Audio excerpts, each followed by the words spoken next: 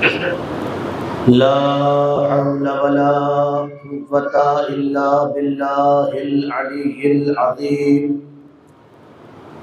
अऊज़ु बिल्लाहि मिनश शैतानिर लईनिर रजीम। बिस्मिल्लाहिर रहमानिर रहीम। अल्हम्दुलिल्लाहिल्लज़ी ला यब्लुगु मिदहदहुल क़ाइलून वला युहसी नअमाअहुल आद्दून वला युअद्दी हक़्क़हुल मुज्तहिदून। अल्लज़ी नशरर रियाहा बिरहमतिहि व वत्तदा बिस्सुहूर मयदान अर्दिहि। सुम्मा सलातो वस्सलाम व तहय्यतु वल इकराम अलन नबिय्यिल मक्किय्यिल मदनिय्यिल क़ुरैशिय्यिल हाशमिय्यिल मुत्तलबी अर्रसूलिल मुसद्दक़ वल मुस्तफ़ल अमजद।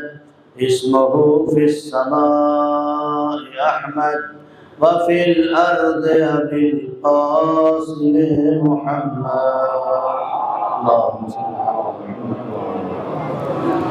वालिहि तय्यबीन ताहिरीन अल-मासूमीन अल-मज़लूमीन अल्लज़ीना ज़हबल्लाहु अन्हुमुर रिज्सा व तहहरहुम तत्हीरा।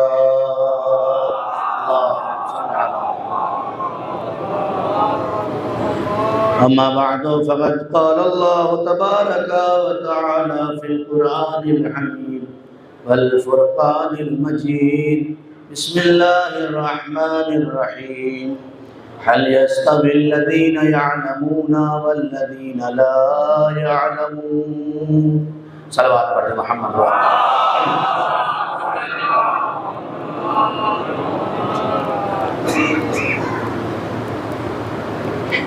अज़ादारान सय्यद शुहदा, अशरा मुहर्रम की चौथी मजलिस, इसका उन्वान इल्म और रहबरी। कल तक की गुफ्तगू यहाँ पहुँची थी कि इंसान अगर अपने आप को ज़ेवरे इल्म से आवारास्ता कर ले तो बादशाह वक्त भी अपनी जगह छोड़ने पर मजबूर हो जाता है। इल्म वो मर्तबा अता करता है। इल्म इंसान को अंदर से इतना मजबूत बना देता है कि ये सर तो कटा सकता है मगर सर झुका नहीं सकता। लेकिन शर्त यह है कि इसने अपने आप को ज़ेवर इल्म से आरास्ता किया। इल्म भी चीख चीख के सबसे कहता है कि मुझसे मोहब्बत कर लो, मैं मालदार भी बना दूंगा। मुझसे मोहब्बत कर लो, शर्त यह है कि मुझसे मोहब्बत कर लो। अगर तुमने मुझसे मोहब्बत कर लिया तो मालदारी भी तुम्हारा कदम चूमेगी और आराम से एसी लगा के सोने को भी मिलेगा। लेकिन जो उम्र मुझे हासिल करने के लिए लगानी थी, अगर तुमने उसे सोने में गुजार दिया तो हाथ के पंखे ही झलते रह जाओगे। क्यों? इसलिए कि हमने तुम्हें तरक्की देने की कोशिश की, लेकिन तुमने सो सो के या दीगर अशिया में अपना वक्त गुजार कर उस वक्त को ज़ाय कर दिया जिस वक्त में किसी कमाल तक तुम्हें जाना था। बहुत धीरे धीरे तमहीद की मंजिलों से आगे बढ़ जाऊं। कोई है जो कह दे कि दिन और रात बराबर है? कोई है जो कह दे अंधेरा और उजाला बराबर है? कोई है जो कह दे कि हक और बातिल बराबर है? तो जब अंधेरा और उजाला बराबर नहीं हो सकता, जब हक और बातिल बराबर नहीं हो सकता, जब जुल्मात और नूर बराबर नहीं हो सकते, जब अच्छाई और बुराई बराबर नहीं हो सकती, तो ये कैसे मुमकिन है कि आलिम और जाहिल बराबर हो जाए? मुमकिन ही नहीं है। आलिम का मर्तबा आलिम का मर्तबा है, जाहिल का मर्तबा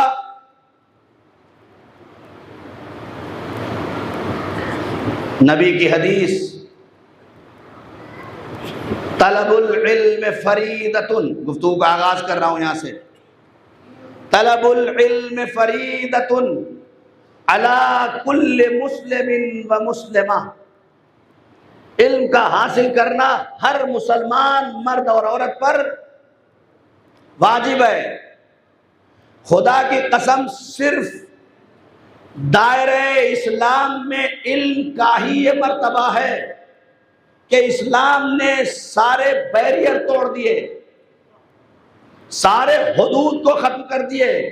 कहा अगर नमाज पढ़ना चाहते हो तो 9 साल की बच्ची हो जाए तब पढ़ेगी, 15 साल का बच्चा हो जाएगा तब पढ़ेगा। हज में जाना चाहते हो, माल हो जाए तब इस्तिताअत आएगी। ज़कात देना चाहते हो, इतना मेयार ज़कात बन जाए तो दो। खुमुस देना चाहते हो, साल के खर्च के बाद जो बचता है उसमें से देना है कि नहीं? ज़मान की कैद, मकान की कैद, उम्र की कैद, सारे क़ुयूद तमाम मराहिल फ़िक़्ह जाफ़रिया में है। लेकिन खुदा की कसम, इल्म उस मंजिल का नाम है कि नबी ने सारे हुदूद तोड़ दिए। आवाज दी, उतलबुल इल्मा मिनल महदे इलल लहद, सारे हुदूद खत्म कर दिए। उतलबुल इल्मा मिनल महदे इलल लहद, इल्म को हासिल करो माँ की आगोश से कब्र तक। कब से? माँ की आगोश से कहां तक? कब्र तक। कौन सा इल्म है? कोई मजहब बताओ जिसके यहां इल्म की इतनी ताकीद की गई हो? कोई मजहब नहीं है। हमारे मजहब का सबसे बड़ा कमाल यह है कि जब वो पहली वही उतारता है तो सूरह यासीन नहीं उतारता, सूरह यासीन नहीं उतारता। पहली वही आती है, मेरे पैगंबर इक़रा। नहीं, इस पे भी वाह वाह किया कीजिए, सलवात पढ़े मोहम्मद वाले मोहम्मद।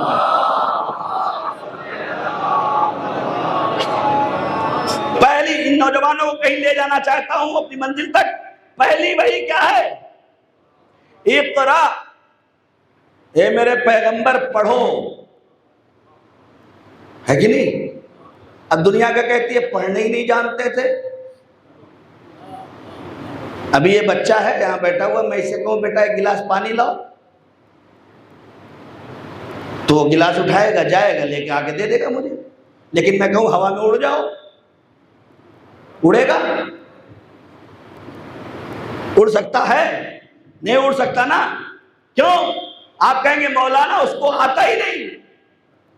जितना आता था उतना ही करेगा।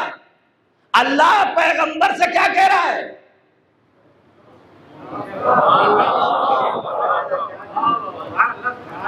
पढ़ो। अरे अगर क्या कहां से और कैसे कैसे गुफ्तगू का आगाज करूं? अल्लाह जब पहला रहबर बनाता है और फरिश्तों के दरमियान उसे उतारता है, तो उसके बाद जो पहला रहबर फरिश्तों के दरमियान सैयदुल अंबिया बनने की कोशिश करता है, जिसे आदम कहा जाता है, उस वक्त का वो जब फरिश्तों पे सबकत हासिल करता है तो इल्म के जरिए से करता है, नहीं करता? रहबरी और इल्म। सारे फरिश्तों में वअल्लमा आदम अस्मा कुल्लहा, और अल्लाह ने आदम को तमाम अस्मा का इल्म दे दिया था। फिर उन्हें मलाइका की तरफ छोड़ा और पूछा, है मलाइका तुम भी ये 5 नूर देख रहे हो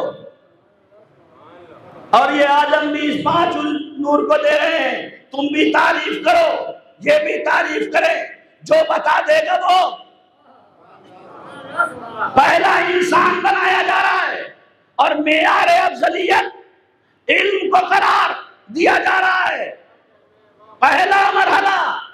अब यहाँ पे दोनों अपने अपने इल्म का मुजाहिरा करो। फरिश्तों तुम भी करो, ए इंसान तू भी कर। फरिश्तों ने कहा मालम, ए मेरे अल्लाह, हम तो बस उतना ही जानते हैं जितना तूने ए मेरे अल्लाह, हम तो बस उतना ही जानते हैं जितना तूने हमें बता दिया है।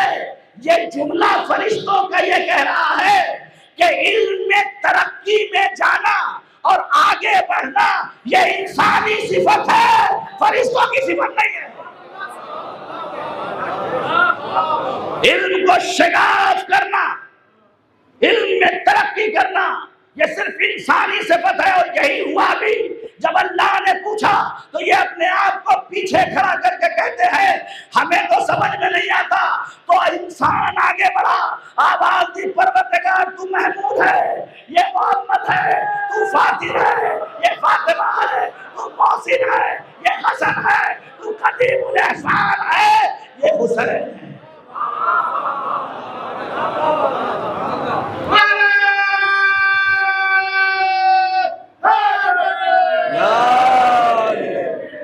इंसान आगे बढ़ा जिसने अफजलियत हासिल की फरिश्तों के ऊपर। आज देखते हैं ना, वो मिसाइल आसमान में जा रहा है? वो चांद पे चले गए, वो सूरज पे कमंदे डाल रहे हैं, वो सितारों में कदम रख रहे हैं। ये जहालत की बुनियाद पे।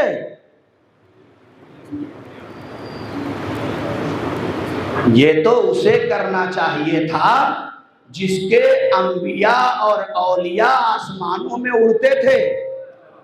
अरे मेरे अजीजों, जिनके यहां ये कैफियत पाई जाती थी, लेकिन नतीजा है कि हम पीछे हो गए।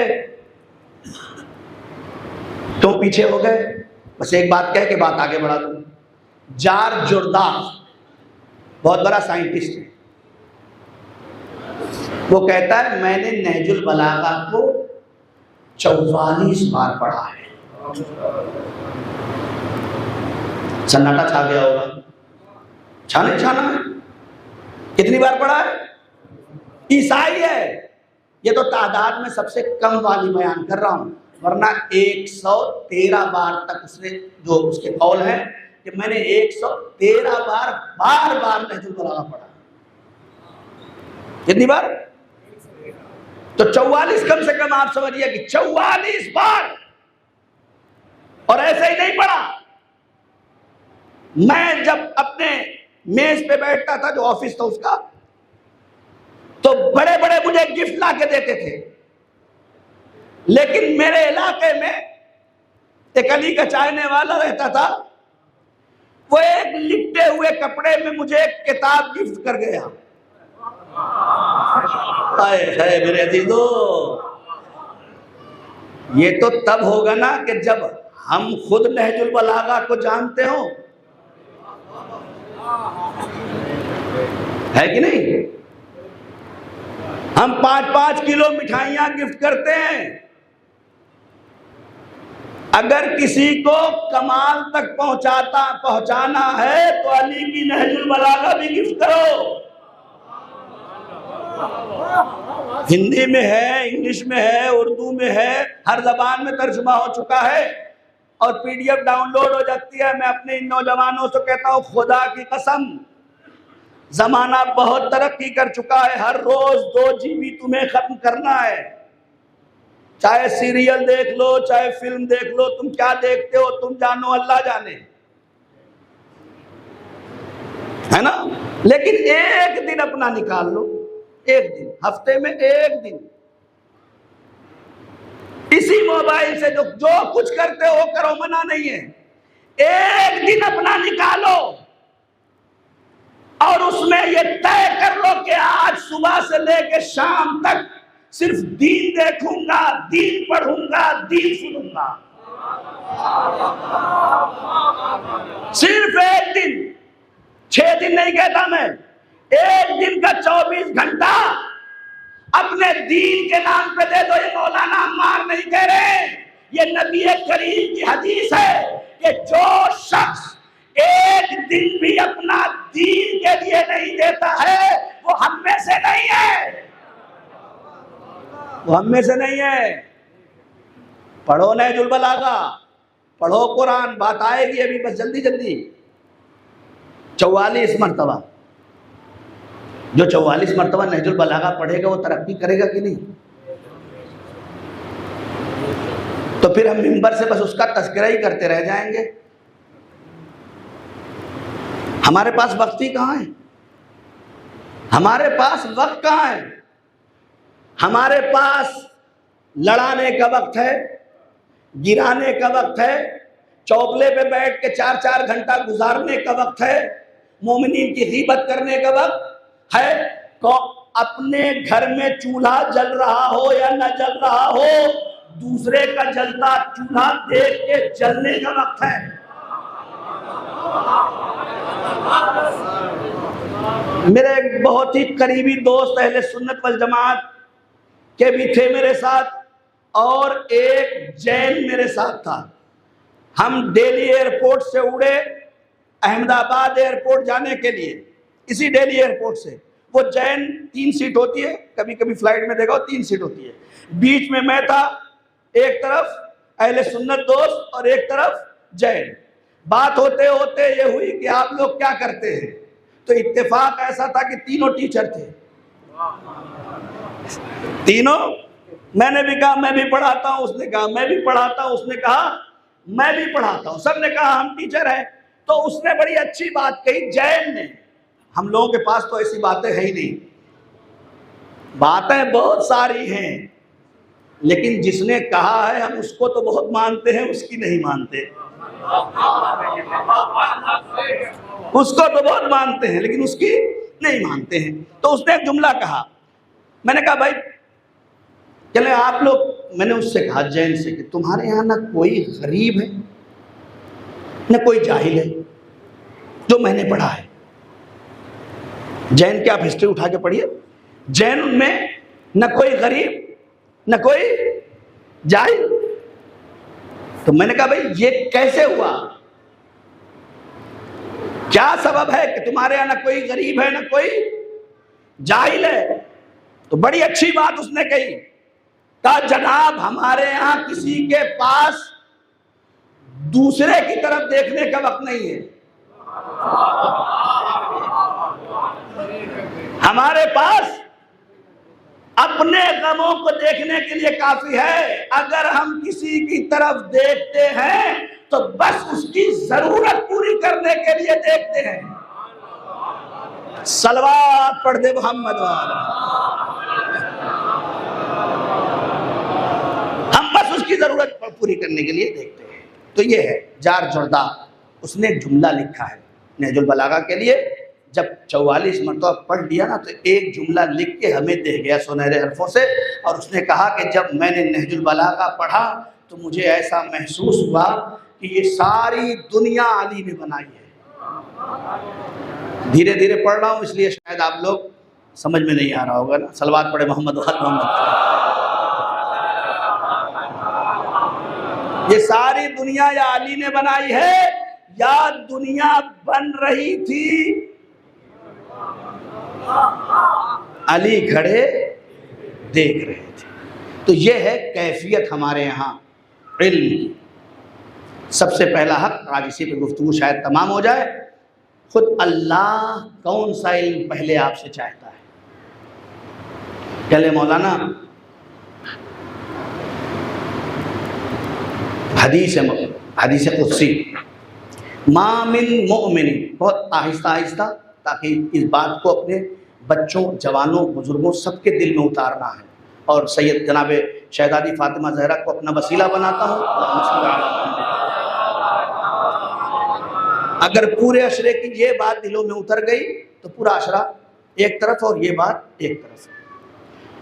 हदीस कुदसी है, मा मिन मोमिनिन ज़करन औ उनसा हुर्रन औ ममलूकन इल्ला वलिल्लाहि तआला अलैहि हक़्क़ुन वाजिबुन अन यतअल्लमा मिनल कुरान। मामिन मोमिनिन, कोई मोमिन ऐसा नहीं है, अल्लाह कह रहा है मामिन मोमिनिन, कोई मोमिन ऐसा नहीं है, इल्ला वलिल्लाहि तआला अलैहि हक़्क़ुन, मगर ये कि खुदाबंद आलम का उसके ऊपर एक हक है, वाजिबुन, और ये खाली हक नहीं है बल्कि ये हक वाजिब है। क्या वाजिब है? कि अन यतअल्लमा मिनल कुरान, कि वो कुरान को पढ़े, या अगर कम से कम तर्जुमा किया जाए कि वो कुरान में से कुछ पढ़े।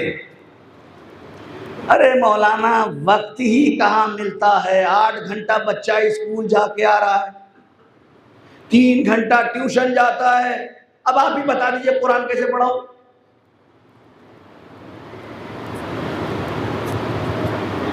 है ना? एक तो ये मरहला है इधर वाला, वक्त वाला। दूसरा मरहला भी सुन लीजिए ताकि बात पूरी हो जाए मुकम्मल। दूसरा मरहला क्या है? अरे मौलाना वो साइंस का टीचर का 3000 रुपया एक सब्जेक्ट का लेता है। कितना? लेकिन क्या करें, बच्चे को साइंटिस्ट बनाना है।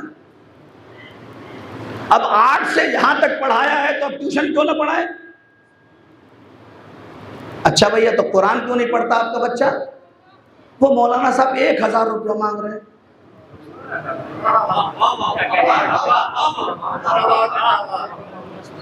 कोई मांग नहीं रहे हैं, चूंकि मस्जिद के जिम्मेदारान को ये एहसास हो गया है कि इस महंगाई में तनख्वाह पे नहीं चल सकता, तो तुम्हारे बच्चों को पढ़ा के तुम उन्हें, बच्चे को कुरान भी पढ़ा दो और उनकी मदद भी कर दो। है कि नहीं है? लेकिन अरे मौलाना आप तो पढ़ाई के खिलाफ कर रहे। नहीं, खुदा की कसम नहीं, हर बच्चे को पढ़ाओ। और तुम्हें तो अपने बच्चे को मेरठ के सबसे अच्छे स्कूल में पढ़ाना है, जो सबसे टॉप मोस्ट का स्कूल हो उसमें पढ़ाओ अपने बच्चे को। किसने मना किया है? अच्छे से अच्छे स्कूल का इंतखाब करो, इसलिए कि तुम उस घराने के मानने वाले हो जिनके घर से इल्म निकला है। तुम नहीं पढ़ाओगे तो कौन पढ़ाएगा? पढ़ाओ, बहुत अच्छी बात है, लेकिन अब ये जो कुछ भी पढ़ा रहे हो, चाहे साइंस पढ़ाओ, आर्ट पढ़ाओ, है मैथमेटिक्स पढ़ाओ, ज्योग्राफी पढ़ाओ, जो कुछ भी पढ़ाओ, ये सब तुम्हारे कब्र के बाहर रहेगा। जो पढ़ा लो, इंजीनियर बना लो, डॉक्टर बना लो, सब बना लो, और बनाने के बाद ये सारे उलूम तुम्हारे कब्र के बाहर तक रहेगा। तो फिर ऐसे इल्म से पीछे क्यों हो जो इल्म तुम्हें कब्र के बाहर भी काम आए, कब्र के अंदर भी काम आए, महशर में भी काम आए, सिरात में भी काम आए। सलवात पढ़े मोहम्मद व आले मोहम्मद।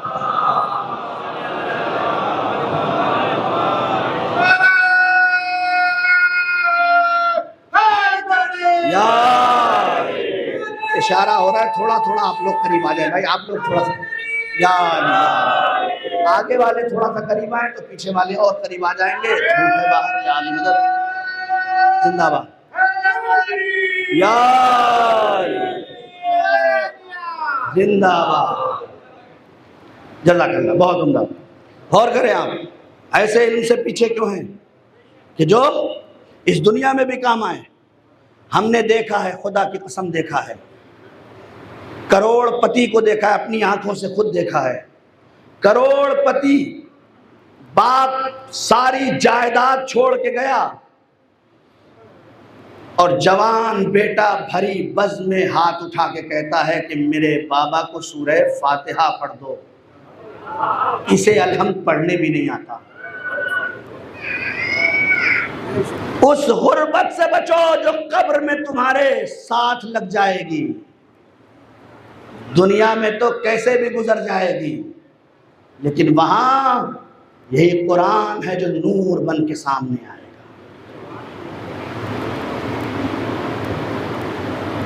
मौलाना इतनी ताकीद कुरान के लिए आप क्यों कर रहे हैं? हमारी किताब है, हम पढ़ लेंगे।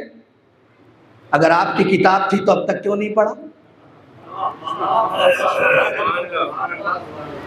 भाई हमारी किताब है, हम पढ़ लेंगे। अगर वाकई आपकी किताब है, और आप, ये भी हमारा अलमिया है, अल्लाह ने बस एक किताब हमारे लिए नाजिल की, 3 पर ईमान लाना है, पढ़ना नहीं है ना भाई? तौरेत, ज़बूर, इंजील, कुरान, 4 किताबें आसमानी है, और हम मिंबर से बड़े जोश में पढ़ते भी हैं, और आप खूब नारा भी लगाते हैं कि 3 दिन की उम्र में अली ने तौरेत भी सुना दिया, ज़बूर भी सुना दिया, इंजील भी सुना दिया, और कुरान भी सुना दिया। बेशक सुनाया, वो नहीं सुनाएंगे तो और कौन सुनाएगा? लेकिन हम भी तो कुछ सुना दें। हम भी घर के अंदर दाखिल हो तो 3 साल का बच्चा सूरह कुल हु अल्लाह तो सुनाने के लायक हो। तो यतअल्लमा मिनल कुरान, वो कुरान सीखे, कुरान पढ़े। मैं बहुत रुक रुक के बात कह रहा हूँ मेरे नौजवानों, मेरे बुजुर्गों, अगर हम नहीं पढ़ सके तो अब भी बेदार हो जाओ। मुमकिन है मेरे ज़माने में हालात फराहम ना हो, मैं न पढ़ सका हूँ, अभी भी पढ़ सकते हैं। मैं खुद 60 साल की उम्र तक के लोगों को कुरान पढ़ा रहा हूँ, और अल्लाह गवाह है, 2 बजे दिन में बैठता हूँ, रात में 8 साढ़े 8 बजे सिर्फ खाने के लिए और नमाज के लिए उठता हूँ। वो कर रहे हैं। ये कुछ नौजवान बाद में कहते हैं कि मौलाना इतना आप कहते हैं इल्म इल्म, आप क्या करते हैं? आपने क्या किया? आप भी तो आलिम हैं। उनके लिए कह दूं कि 5 साल की मुद्दत में मैं खुद मास्टर कर रहा हूं, और 1100 बच्चों को और लड़कियों को मैंने कुरान पढ़ाया भी है, और तजवीद के साथ पढ़ाया है। तजवीद के साथ कुरान पढ़ाया है, और आप लोगों से आज तक मैंने कुछ भी नहीं कहा, आज कह दे रहा हूं। अल्हम्दुलिल्लाह, अल्हम्दुलिल्लाह, शुक्र है परवरदिगार का, पूरे हिंदुस्तान में कोई कुरानी सेंटर शियों का नहीं है। नाम के हैं, काम के नहीं है। कोई कुरानी बड़ा सेंटर नहीं है। हमने जब पहला मुजल्ला कुरानी जरीदे के नाम से निकाला था और अलीगढ़ यूनिवर्सिटी में भेजा, तो अलीगढ़ यूनिवर्सिटी के सबसे बड़े प्रोफेसर ने यही जुमला कहा था, मुझसे खुद कहा कि मौलाना हमें पता ही नहीं कि आपके यहाँ भी कुरान पे इतना अच्छा काम होता है। और हमारे अपने सबसे बड़े जो दिल्ली में बैठे हुए हैं, उन्होंने कहा कि इस मुजल्ले में इतना अच्छा कागज लगाने की क्या जरूरत थी, ये तो एडवर्टाइज पेपर्स हैं, इसको उसमें मैंने कहा शर्म आनी चाहिए, जूते वाला जूते की एडवर्टाइज इस कागज पे करे, और मुसलमान कुरान की एडवर्टाइज अच्छे पेपर पे करे, तो आपको है तकलीफ होती है। तो कुरान पढ़ो, कुरान पढ़ो, कुरान पढ़ो। खुदा की कसम, सबसे पहला हक अल्लाह का। मैं समझ रहा हूं कि ये मजलिस आज इसी पैटर्न और इसी ट्रैक पे चल चुकी है, लेकिन चलने दें। मजलिस न चले, इसमें से 10 भी कुरान की तरफ चल दिए तो हो गई मजलिस। 10 भी अगर चल दिए, मैं 1000 की तादाद की बात नहीं करता, मेरा मिशन तो यह है। मुझसे महदवीपुर साहब जो रहबर मुअज्जम के यहाँ पे जानशीन है दिल्ली में, जब उनके पास मैं अपना निज़ाम लेके गया तो उन्होंने कहा कि तुम इस तरह से कैसे काम करोगे? तो मैंने कहा भाई आप लोग महल बनाते हैं, हम तो ईंट बनाते हैं। फिर हमने उनसे एक सवाल कर लिया कि मुझे 3 टीचर तजवीद के साथ कुरान पढ़ाने वाली चाहिए। उन्होंने हाथ जोड़ दिए, हमारे पास नहीं है, हमारे पास नहीं है। अल्लाह अकबर, जरा गौर करें आप, ये मरकज समझदार हैं। हमारे पास सहमे इमाम का इजाज़ा मौजूद है, जो भी उसमें मदद करना चाहता है बहरहाल करे। कुरान पढ़ें, पढ़ें कुरान, खुदा की कसम। इसलिए कि मुश्किल क्या है, हमारे यहाँ पढ़ा तो जाता है कुरान, ऐसा थोड़ी कि नहीं पढ़ा जाता। नहीं, कहीं आवाज जा रही हो तो कोई ये ना समझे कि हमारे यहाँ कुरान पढ़ने वाले है ही नहीं। नहीं नहीं, हमारी तो मजलिस भी कुरान से शुरू होती है। हमारे यहाँ कुरान पढ़ा जाता है, ऐसा नहीं है, पढ़ा जाता है। हाँ, बस ये है कि कभी कभी ऐसी जगह पढ़ा जाता है कि पढ़ने वाला भी नहीं समझता कि कहां पढ़ना चाहिए। अरे भैया, मर नहीं रहे हैं, रूह नहीं निकल रही है, सूरह यासीन पढ़ दो, है ना? पढ़ा जाता है कि नहीं पढ़ा, ढूंढा जाता है, सूरह यासीन पढ़ दीजिए, क्यों? रूह निकल जाए। ये इधर की फिक्र गलत है। सूरह यासीन शिफा है, मारने वाला कैप्सूल नहीं है। हाँ हाँ, नहीं, गौर करें, ये ज़हनों से निकालो अपने, ये ज़हनों में खुराफात है। सूरह यासीन कुरान का दिल है, दिल है, ये शिफा है। वहां बुजुर्ग इसलिए पढ़ते थे कि अगर इसे वापस आना है तब भी शिफा। अरे मेरे लिए बात है, दो ही रास्ते हैं, इधर भी शिफा, उधर भी शिफा। इसीलिए बुजुर्गों ने वक्त एहतिलाल सूरह यासीन को रखा, ताकि अगर मरने वाला या जिंदा रहने वाला अगर अपने बाकी घर वालों के लिए बराए राहत जिंदगी गुजार कर ले तो इधर शिफा में आ जाए, और अगर इधर वालों के लिए मुश्किल हो तो उधर शिफा में चला जाए। सलवात पढ़ दे मोहम्मद वाले मोहम्मद।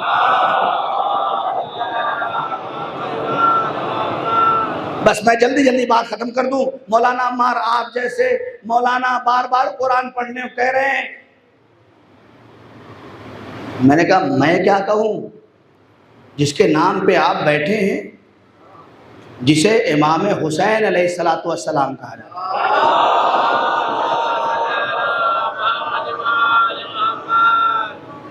ये अपने गैर मासूम बेटों को कुरान पढ़ाने के लिए एक सहाबी का इंतखाब करते हैं।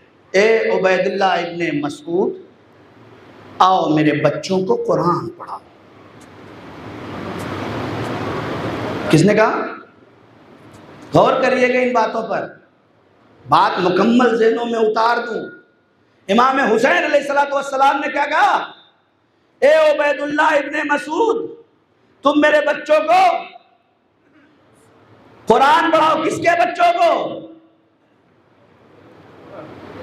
किसके बच्चों को? इमाम हुसैन के बच्चों को। अगर मौलाना अम्मार पगड़ी लगाए हों और मौलाना अम्मार के बेटे को एक दूसरा मौलवी आके कुरान पढ़ाए तो आप क्या कहेंगे?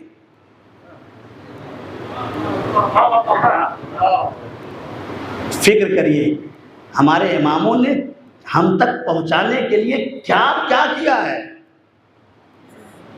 क्या इमाम हुसैन खुद नहीं पढ़ा सकते थे? पढ़ा सकते थे, लेकिन हम कह देते तो वो तो इमाम हुसैन थे, उन्होंने अपने बच्चे को पढ़ा दिया कुरान। इमाम ने कहा नहीं, अब्दुल उबैदुल्लाह तुम आओ, आके मेरे बच्चे को कुरान पढ़ाओ। 2 महीना कुरान पढ़ाया। उस जमाने के टीचर भी अच्छे होते थे,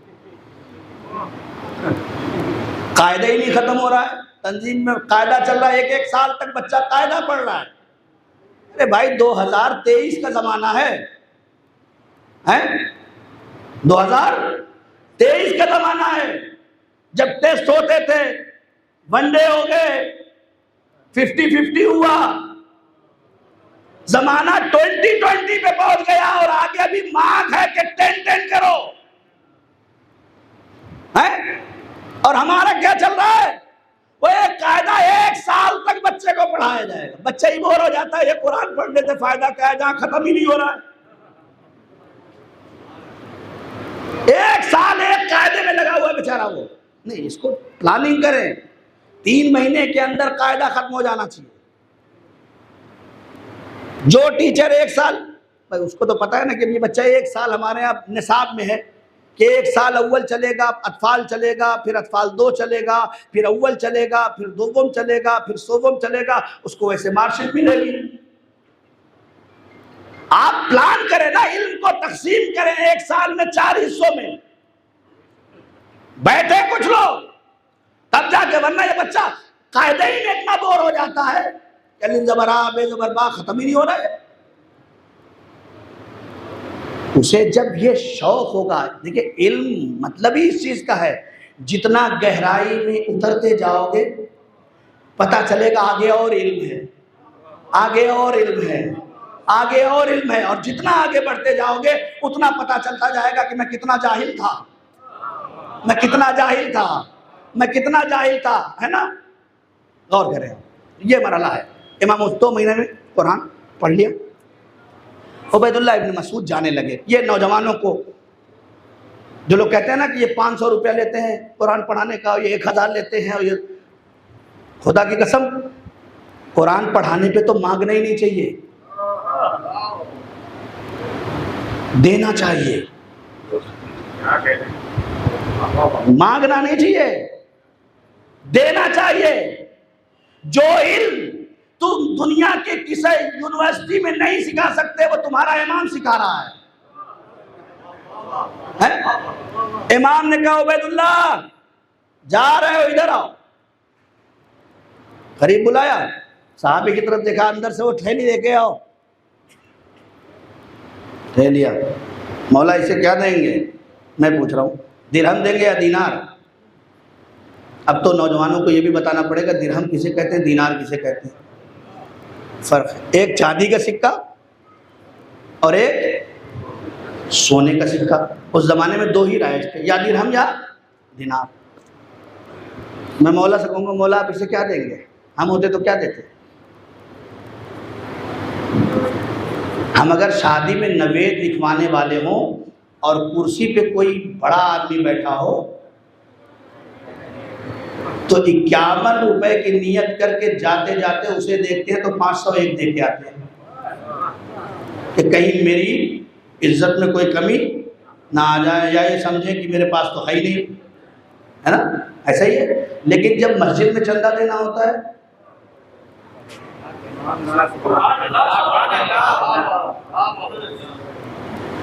इस कुर्सी पे बैठे हुए इंसान के सामने जिल्लत और रुसवाई पसंद नहीं है, लेकिन अल्लाह के सामने कोई बात नहीं। फिर हम निकालते हैं जेब से 2000 की नोट हटाते हैं, फिर 500 वाली हटाते हैं, फिर 200 वाली हटाते हैं, फिर देखते हैं कि अभी इसके नीचे भी कुछ है, और जो आखिरी मिलती है वो कोशिश करते हैं बढ़ाने की। ये मस्जिद का नाम लिया है मैंने, यहाँ तो फिर भी देखने वाले हैं। पता तो तब चलता है जब दरवाजे पे ज़रूरतमंद खड़ा होता है और जेब में होने के बावजूद हम कह देते हैं कि माफ़ करना।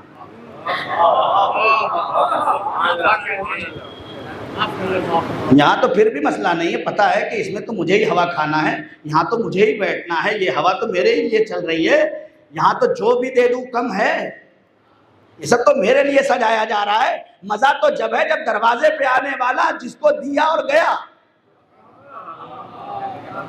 पता ही नहीं कहाँ गया। खुद नबी करीम अपने घर के अंदर कुर्बानी करते हैं और गोश्त उठा उठा के बंटवा देते हैं। ज़ौजा कहती है या नबी अल्लाह आपने तो सारा बांट दिया, बचा क्या? या नबी अल्लाह आपने सारा बांट दिया, बचा क्या? नबी ने फरमाया जो गया वही बचा।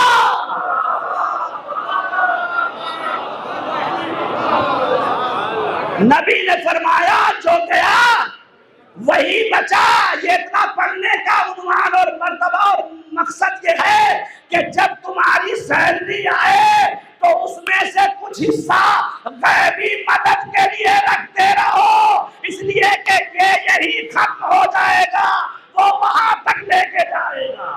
सलवात पढ़ते मोहम्मद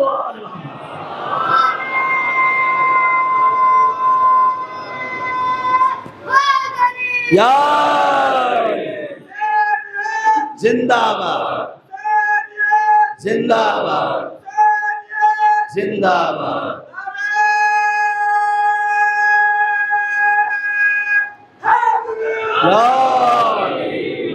एक बुलंदतरीन सलवात पढ़ दे अज़मत आला।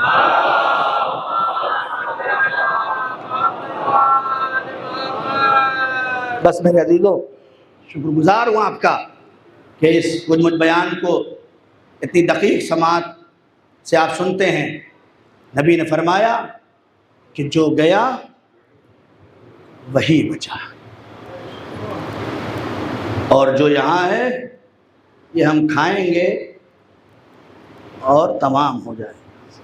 लिहाजा अपनी ज़िंदगी में कुछ न कुछ करके जाओ। कल भी मैंने कहा था कि एक खुरमा पैगंबर में हाथ में उठा के सारे सहाबियों को दिखा के कहा कि ये पूरा जो कमरा मैंने तकसीम किया है ना खैरात, ऐ काश ये मरने वाला अपनी ज़िंदगी में एक खुरमा खैरात करके जाता तो ये पूरे भरे घर से बेहतर था। बिल्कुल ऐसे ही है कि जैसे मुझे प्यास लगी हो अभी और आप 1 घंटे के बाद लाएं और कहें पानी पी लीजिए, क्या होगा? हाँ, अब ये एक बहुत बड़ा, इसीलिए मौलाए कायनात गालिब कुल्ले गालिब हज़रत अली इब्न अबी तालिब अलैहिस्सलातु वस्सलाम इरशाद फरमाते कल्लमुन नास बेक़द्रे उक़ूलिहिम, लोगों से गुफ्तगू करो उनकी अक्लों के एतबार से। आज हमारे यहाँ जो सबसे बड़ी मुश्किल ये हो गई है कि ये जगह जो थी ये लोगों की अक्लों के एतबार से बात करने के लिए आई थी, अपने इल्म के एतबार से बात करने के लिए नहीं आई थी। मुश्किल यहाँ पे है, ज़रूरत है यहाँ पे डॉक्टर की, और मैं पूरी मजलिस इंजीनियर होने की तकरीर करके जाऊं। भूख लगी हो आपको खाने की और मैं आबे जमजम में शक्कर घोल के रूए अफ़ज़ा डाल के कहूं कि इसे पी लो, बात पहुंच रही है ना मेरी? जरूरत प्यास लगी है मुझे, आप मुतंजन ला के रख दें कि मौलाना साहब इसे खा लीजिए, मैं कहूंगा भाई प्यास लगी है, मुझे पानी दो पानी, वरना मैं मर जाऊंगा। आज जो हमारे मुआशरे में मुर्दगी और ज़मीर मुर्दा है, इसीलिए मुर्दा है कि जो प्यासे हैं उन्हें पानी नहीं मिल रहा है, जो भूखे हैं उन्हें भूख खाना नहीं मिल रहा है। ये समाज की मुश्किल बन चुकी है। वरना आप देखें, अभी कल एक आर्टिकल पढ़ रहा था, उसमें यही जुमला लिखा हुआ था कि 10 दिनों में सारे काम होते हैं, सारे काम होते हैं नहीं होते, लेकिन असल जो इमाम हुसैन करबला गए थे वही काम नहीं होता। क्यों गए थे? इमाम ने फरमाया इन्नी लमखरुज शतरों वला बतरों वला जालिमा, देखो मैं फसाद फैलाने नहीं निकला हूं, मैं जुल्म करने नहीं निकला हूं, मैं जंगो जदाल करने नहीं निकला हूं। फिर किस लिए निकले हैं? इन्नी खरज, तो मैं निकला हूं ले तलबे इस्लाह उम्मत जद्दी व अबी अन आमुर बिल मारूफ व अनहा अनिल मुनकर, मैं अपने जद की उम्मत की इस्लाह के लिए निकला हूं, मैं अम्र बिल मारूफ करने के लिए निकला हूं, मैं नहीं अनिल मुनकर करने के लिए निकला हूं। आज हालात ऐसे हो गए हैं कि अगर एक बुजुर्ग किसी बच्चे को अम्र बिल मारूफ कहे तो बिगड़ जाता है, बिगड़ जाता है। एक मौलाना अगर किसी बात पे टोक दे तो उनके सामने न भी बोले, लेकिन पीठ पीछे जरूर बोलता है कि मौलाना ने ये क्या पढ़ दिया। डॉक्टर कड़वी दवा देता है और आप उसे पीते भी हैं, कड़वी भी लगती है, कभी नहीं कहते कि डॉक्टर ने इतनी कड़वी दवा क्यों दे दी। कभी कहते हैं आप? नहीं कहते। क्यों? इसलिए कि पता है कि ये कड़वी दवा मुझे शिफा देगी। अम्र बिल मारूफ और नहीं अनिल मुनकर इसीलिए है कि अगर ये कड़वी नसीहतें ना हो तो आपकी तामीर शख्सियत नहीं हो सकती। तामीर शख्सियत के लिए ज़रूरी है कि इंसान को अम्र बिल मारूफ और नहीं अनिल मुनकर से आरास्ता किया जाए। सारी दुनिया इल्म की तरफ भाग रही है, दौड़ो दौड़ो, इसलिए कि कंपटीशन का दौर है। अब वो दौर नहीं रह गया कि आखिरी डिग्री मुशक्कस थी कि यहाँ पहुँच गए तो सबसे बड़ी डिग्री होल्डर हो गए। अब नहीं, अब तो दुनिया ने मिजाज ही बदल दिया। 12 करने के बाद इतनी डिग्रियां रख दी कि अब समझ ही में नहीं आता कि बड़ी वाली कौन सी है ना। 12 के बाद इतनी लाइन बना दी कि अब वो खत्म ही हो गया कि भाई ये बहुत बड़े डिग्री होल्डर थे, सब बराबर हो चुके हैं और सब में कंपटीशन है। आपको LLB किया हुआ लाइन में उसके पास लोगों को लगते हुए भी देखेंगे और LLB किया हुआ मक्खी मारता हुआ भी दिखाई देगा। MBA किया हुआ इंसान कंपनियों के हजारों लेटर आते हुए भी दिखाई देंगे और खुद से 50 लेटर लिख के भेजते हुए भी मिलेंगे। कभी आपने सोचा एक ही स्कूल के पढ़े, एक ही यूनिवर्सिटी के पढ़े, दोनों MBBS डॉक्टर, एक के दरवाजे पे हजारों की भीड़ सुबह से शाम तक और एक दरवाजा खोले हुए बैठा है, कोई आता ही नहीं। वजह क्या है? वजह बहुत सारी वजह है, जो उसमें सबसे टॉप वजह है वो आपको बता दूं। उसकी वजह यह है कि पढ़ तो दोनों रहे थे, सीख तो दोनों रहे थे, चल तो दोनों रहे थे, प्रैक्टिकल तो दोनों कर रहे थे, लेकिन एक उस्ताद की इज्जत के साथ चल रहा था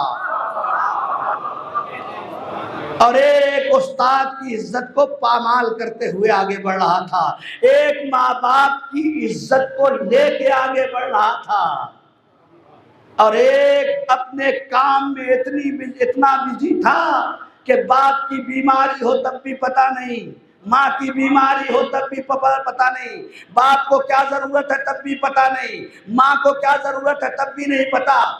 चाहे उसके स्कूल में मार्क्स कम आ रहे हो और इनके टॉप आ रहे हो, लेकिन बाद में नतीजा ये आएगा कि उसके यहाँ सफों की लाइन लगी होगी। हर चीज डिग्री और नंबर नहीं पैदा करता। कुछ खिदमतें ऐसी हैं जो इंसान को कमाल तक पहुंचा देती है। उनमें से 2 खिदमतें सबसे बड़ी हैं, जिनमें से पहली खिदमत का नाम है उस्ताद की इज्जत और दूसरी खिदमत का नाम है माँ बाप की खिदमत। सलवात पढ़ दे मोहम्मद वाले।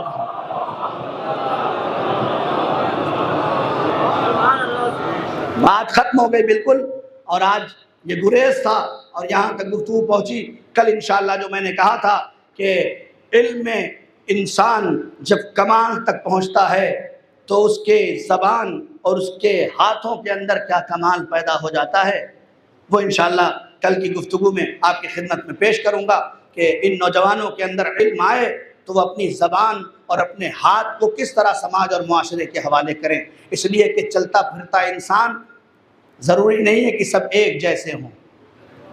मौला ने फरमाया है कि मुझे तो कूफे की गलियों में कुछ मुर्दे भी चलते हुए दिखाई देते हैं, मुर्दे भी हैं जो चलते हुए दिखाई देते हैं। मौला ये मुर्दे क्यों हैं? कहा इसलिए कि इनका ज़मीर मर चुका है, इनका ज़मीर मर चुका है। तो अहले बैत के यहाँ अगर ज़मीर मर जाए तो ज़िंदगी का कोई फ़ायदा नहीं है। बात ख़त्म हो गई बिल्कुल। ये है कुरान का मरहला। अब जाके आप करबला के 72 में ढूंढिए।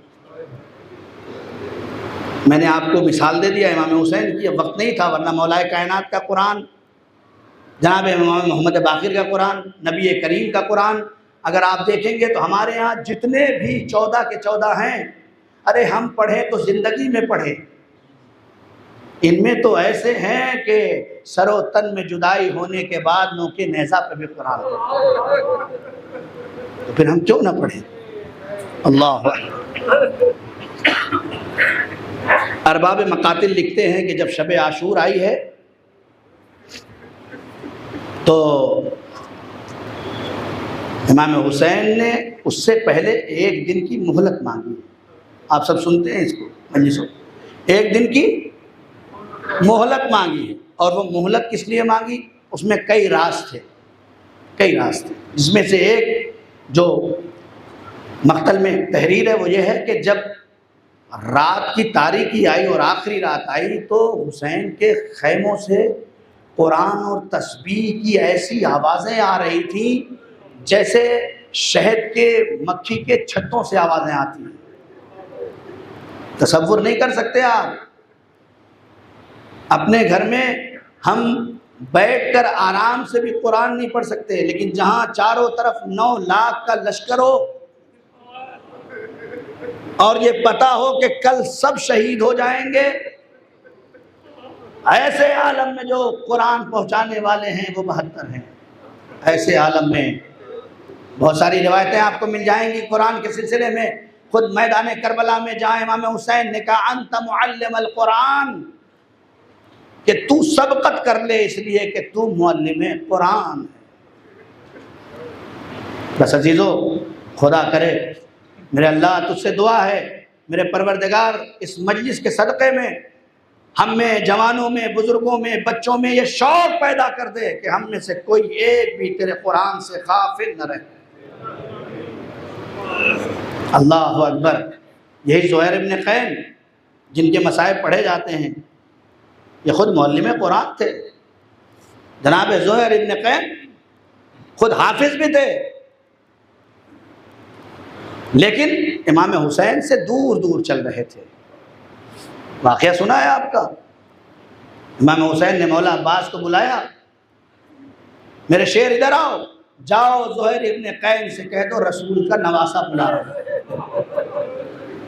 नहीं कहा हुसैन बुला रहा है, मक्तल के फिक्रे है, जाओ कह दो रसूल का नवासा बुला रहा है।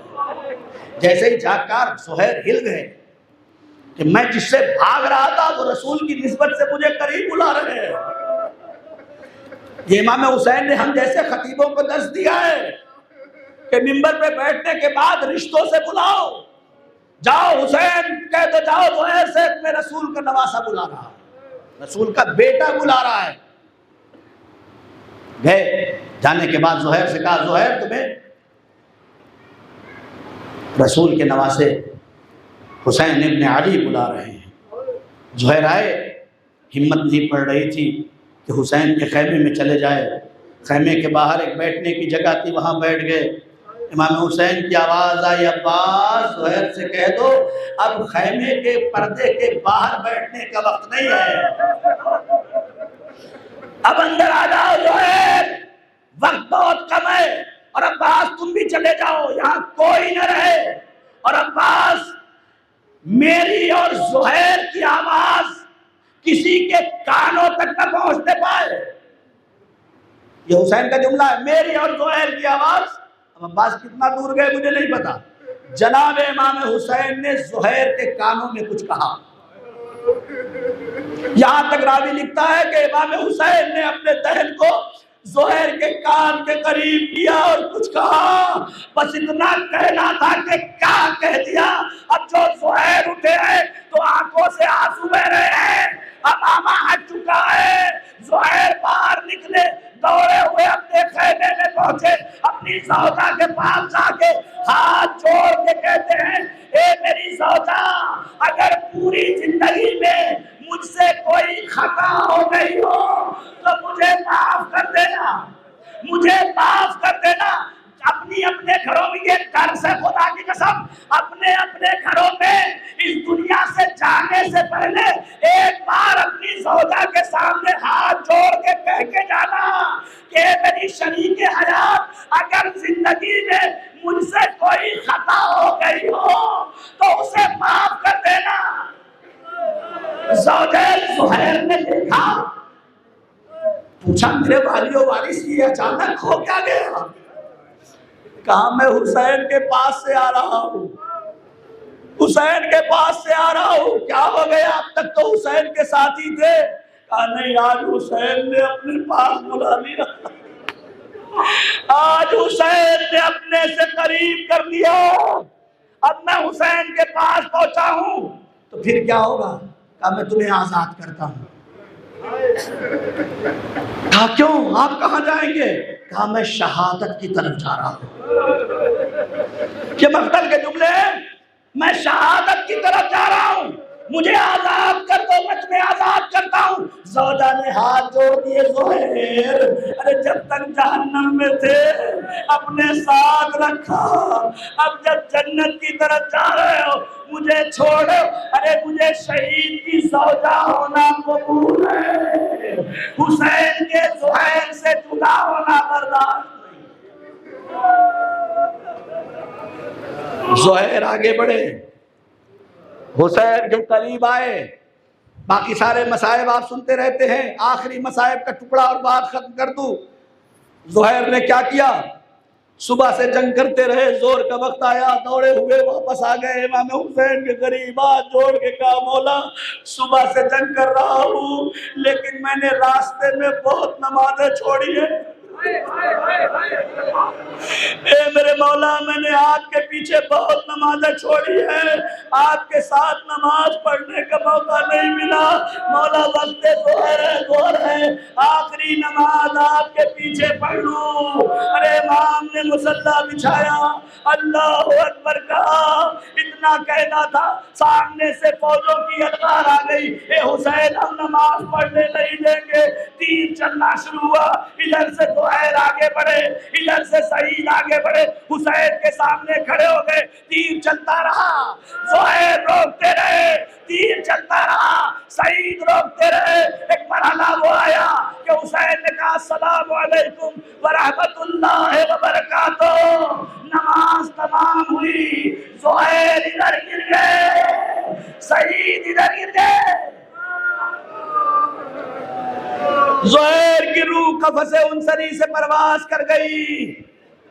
आशूर का दिन गुजर गया, हुसैन शहीद हो गए, अब्बास मारे गए और मोहम्मद का लाशा पामाल हो गया।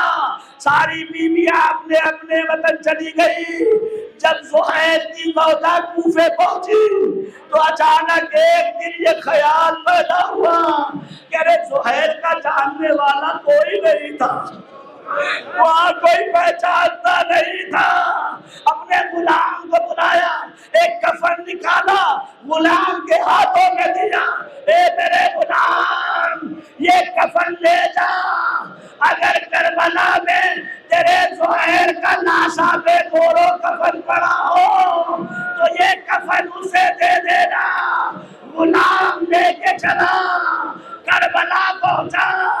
अब जो उसकी निगाहों ने देखा, खुदा किसी को न दिखाए, अरे कफन लेके वापस कूफे आ गया। दरवाजे पे नकुल मार किया, ज़ुहैर की ज़ौजा सामने आ गई। एक मरतबा पूछ लिया, ए मेरे गुलाम ये क्या है? गुलाम ने कफन सामने रख दिया। ज़ौजा कहती है क्या? ज़ुहैर को कफन दे दिया गया। आवाज दिए, बीबी मत पूछो। जब मैं करबला पहुंचा तो कहीं हुसैन का लाशा, कहीं अब्बास का लाशा, कहीं और मोहम्मद का लाशा, एक कफन था, 72 लाशें थे। मैं किसे किसे कफन देता? सयालमुल्लज़ीन ज़लमू अय्याम क़ल्बी यतक़ल्लबून। इन्ना लिल्लाहि व इन्ना इलैहि राजिऊन।